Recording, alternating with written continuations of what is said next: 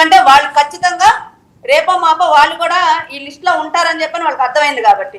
ఇంకొకటి PDF rights విషయంగా 1000 కోట్లు సంపాదించడానికి అధికారంలోకి వచ్చి ఎన్నాళ్ళైందండి? అసలు బుద్ధి జ్ఞానం ఉండాలిగా కొంచెం మాట్లాడే వాళ్ళకి, అలాగే వాటిని సమర్థించిన వాళ్ళకి కూడా ఉండాలి కదా.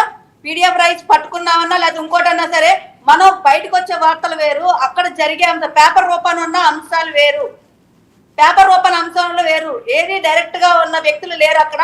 అంటే డైరెక్ట్ గా పట్టుకోవాలి అని చెప్పిన వ్యక్తులు ఎవరైతే పేర్లు చెప్తున్నారో వాళ్ళు ఎవరు డైరెక్ట్ గా లేరు అక్కడ. వాళ్ళ కుటుంబ సభ్యుల పేర్ల మీద, వాళ్ళ కుటుంబాలకి అనుబంధంగా ఉన్న పేర్ల మీద ఉన్నాయి. వాటి మీద విచారణ జరుగుతున్నాయి. వాటి ఖచ్చితంగా వాళ్ళు శిక్షించబడతారు, దాంట్లో అయితే తేడా లేదు. కానీ దాన్ని ఆసరాగా తీసుకొని 1000 కోట్లు సంపాదిస్తున్నారన్న మాట ఎలా సమర్థిస్తారు?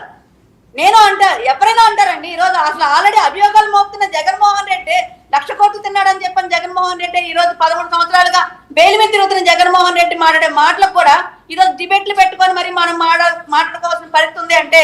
అంటే 3,000 సార్లు పైచిలకే ఆయన బెయిల్ క్యాన్సిల్ చేసుకునే పరిస్థితి, ఆ వాయిదాలు అటెండ్ అవ్వకుండా ఉన్న పరిస్థితి ఉన్న వ్యక్తుల గురించి ఈ రోజు మనం డిబేట్లు పెట్టుకొని మరి మాట్లాడుకుంటున్నాం. ఈ రోజు కుటుంబ ప్రభుత్వం వచ్చిన తర్వాత ఎలాంటి సంస్కరణ జరుగుతున్నాయి, రోడ్లు ఎలా ఉన్నాయి, రైతులకి వాళ్ళ పంటకి వెంటనే ఎలాగ డబ్బులు పడుతున్నాయి, మాట్లాడే పరిస్థితి లేదు. రాజశేఖర్ గారు ఒక్క నిమిషం ఉండండి. అసలు నాదెండ్ల గారి గురించి ఆయన ఏం మాట్లాడారు మీరు వినండి ఒకసారి, ప్లే చేయండి అమ్మా. అది అంబేద్కర్ నాదెండ్ల గురించి మాట్లాడింది. జగన్మోహన్ రెడ్డి గారు పవన్ కళ్యాణ్ గారి తరఫున మాట్లాడినటువంటి వ్యక్తి మన బియ్యపు దొంగ, ఆ లంచాల కోరు అయినటువంటి నాదెళ్ల మనోహర్ గారు ఇష్టం వచ్చినట్టుగా మాట్లాడుతాను. నాకు జాలేసింది ఆయన మాత్రం ఏ మాట కామాట. ఆయన మాట్లాడుతుంటే ఇటు పక్కన ఉన్నాడు పాపం కొంటాల రామకృష్ణ గారు, కాంగ్రెస్ పార్టీలో ఉన్నాడు, రాజశేఖర్ గారి క్యాబినెట్లో ఉన్నాడు. పాపం బిక్మని చూస్తున్నాడు ఈ ప్రబుద్ధుడి ముందు. ఈయన బస్తాలు బియ్యం ఎక్కేస్తున్నాడు. పాపం ఆయన సిన్సియర్గా ఉండేవాడు. మరి ఇప్పుడు ఎలా ఉన్నాడో తెలియదు. మరి ఈ పక్కన ఇంకొక ఆయన ఉన్నాడు తాడేపల్లిగూడు ఎమ్మెల్యే గారు, ఆయన సిన్సియర్గా వాళ్ళు బిక్మని చూస్తున్నారు. ఈయనేమో ఉపన్యాసం చదువుతున్నాడు.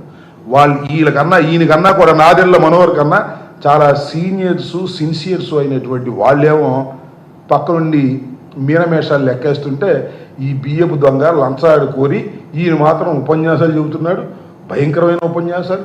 జగన్మోహన్ రెడ్డి గారిని విమర్శించేటటువంటి కార్యక్రమాలు చేస్తున్నారు. ఇది సరైనటువంటి విధానం కాదని ఈ సందర్భంగా చెప్పదలుచుకున్నాను. పవన్ కళ్యాణ్ గారి తరఫున మాట్లాడినటువంటి వ్యక్తి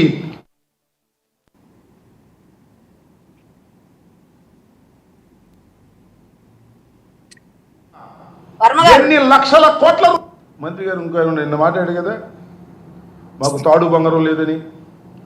వాళ్ళంట చాలా దానాలు చేశారంట. పులివెందల్లో కూడా 24 మందికి దానం చేశారంట.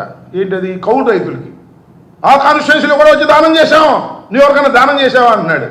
నువ్వు చెప్పుకుంటావయ్యా జగన్మోహన్ రెడ్డి ఎంతమందికి దానం చేస్తున్నాడో లిస్ట్ చెబుతారా? నీకు చెప్తా, మనం చేస్తున్నాం. ఎంతమంది కార్యకర్తలకి అండగా ఉండి దాన ధర్మాలు చేస్తున్నాడో, ఎంతమందిని కాపాడుతున్నాడో ఒక్కసారి ఆలోచన చేసుకోండి.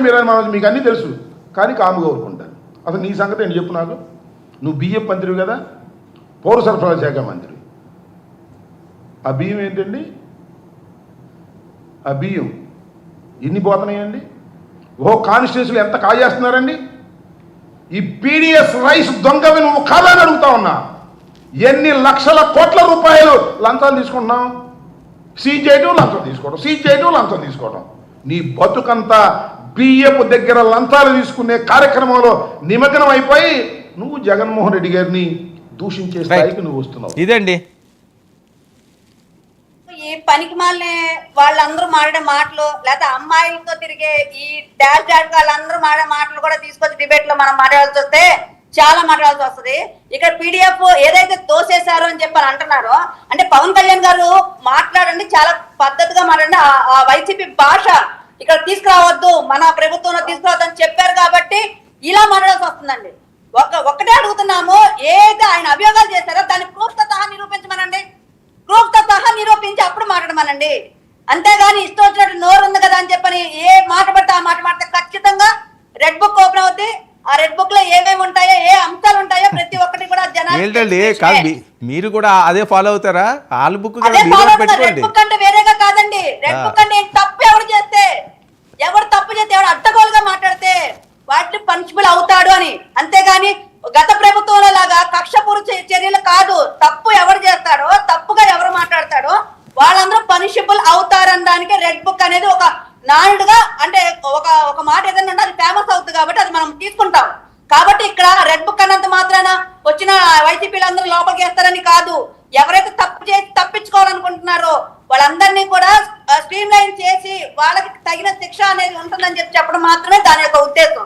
ఇక్కడ అంబటి రాంబాబు అవ్వచ్చు లేదా జగన్మోహన్ రెడ్డి అవ్వచ్చు, ఎవరు ఎన్ని మాట్లాడినా నిరూపించమనండి, నిరూపణతో మాట్లాడమనండి.